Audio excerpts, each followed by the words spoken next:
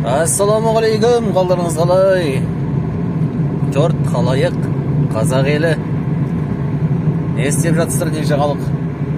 Айтпақшы, менің каналыма тіркеліп жатсыздар ма? Каналыма тіркеліп қойыңыздар, видеоны көрген болсаңыздар. Тез арада 1000 подписчикке дейін, 1000 тіркелімге дейін жеткізіп тастайық. Қазақты қазақ қолдамаса, кім қолдайды басқа?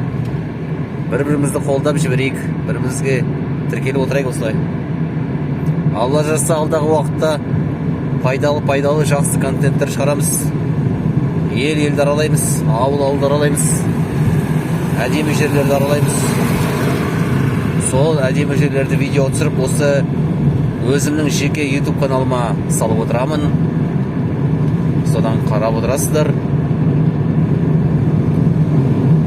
Мына жер бұл өзіміздің Көкшетауымыз, Көкшетау 2 деген елді мекен. Содан қалаға бара жатырмыз міне, Көкшетау қаласына. Құрметті қазақ елі, каналымызға тіркеліп қолдап отырыңыздар.